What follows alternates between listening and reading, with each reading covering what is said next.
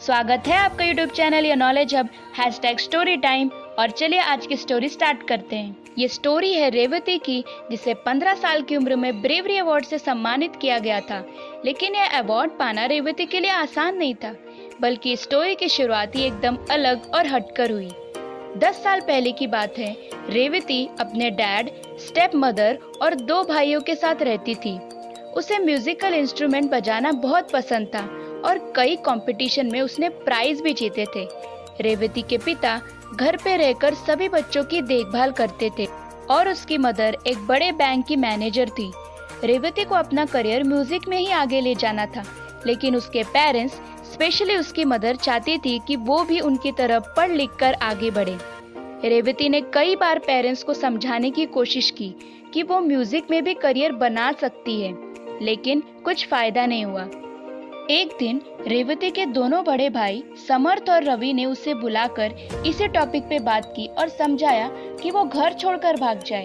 रेवती तो बिल्कुल ही सरप्राइज हो गई थी और वो कुछ बोले उसके पहले ही समर्थ ने रेवती को इंटरप्ट करते हुए कहा कि वो यहाँ से जाकर अपना सपना पूरा कर सकती है और उसके रहने, खाने और सब कुछ का खर्चा वो रेवती को भेजता रहेगा।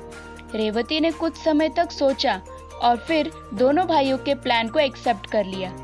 कुछ दिन बाद वो हमेशा की तरह स्कूल गई, लेकिन इस बार कुछ ऐसा होने वाला था जो कभी नहीं हुआ। रेवती स्कूल तो चली गई, लेकिन वापस घर नहीं आई। स्कूल के बाद रेवती अपने घर से बहुत दूर एक रेंट के हाउस में रहने गई, जिसे उसके भाई रवि ने बुक किया था। अब आप जैसा सोच रहे हो वैसा कुछ नहीं होने वाला था। दूसरे दिन रेवती जिस रूम में रह रही थी, उसकी ओनर रेंट मांगने आ गई। तो रेवती ने बताया कि उसके भाई ने तो 1 महीने का रेंट पहले ही भर दिया है, लेकिन उस लेडी ने कहा कि उसे सिर्फ 1 दिन का रेंट मिला है। तुरंत रेवती ने अपने भाइयों को कॉल किया, पर बहुत कोशिश करने के बाद भी एक ने भी कॉल नहीं उठाया। दूसरी तरफ पेरेंट्स को समर्थ और रवि ने बताया कि रेवती घर छोड़कर भाग गई।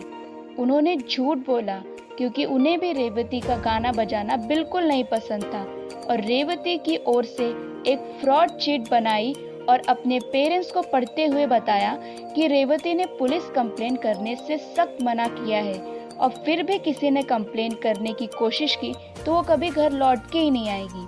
अब रेवती के पास उतने पैसे भी नहीं थे कि वो रेंट भर सके। उसे फिर वहाँ से जाना पड़ा और कहीं जगह न मिलने पर फुटपाथ पे ही अपनी रात गुजारनी पड़ी। अगली सुबह रेवती के मोबाइल पे रवि का मैसेज आया और उसमें उसने लिखा था कि माँ पापा रेवती से बहुत नाराज है और शायद ही उसे कभी उस घर में ले।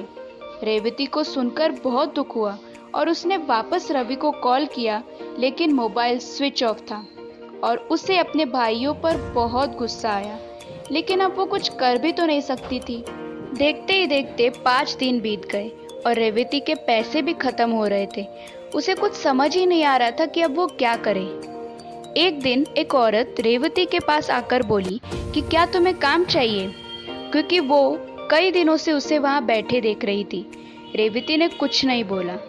वो औरत फिर बोली कि तुम्हें यहाँ पहले कभी नहीं देखा और क्या तुम अपना घर का रास्ता भूल गई हो।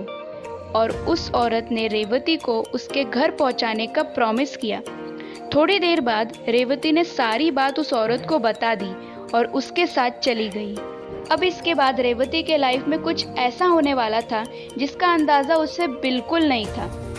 आगे की स्टोरी नेक्स्ट वीडियो में कंटिन्यू होगी। तब तक के लिए अब स्टोरी में क्या हो सकता है आप मुझे कमेंट करके जरूर बताएं। वीडियो अच्छा लगा तो लाइक, शेयर और सब्सक्राइब जरूर करें।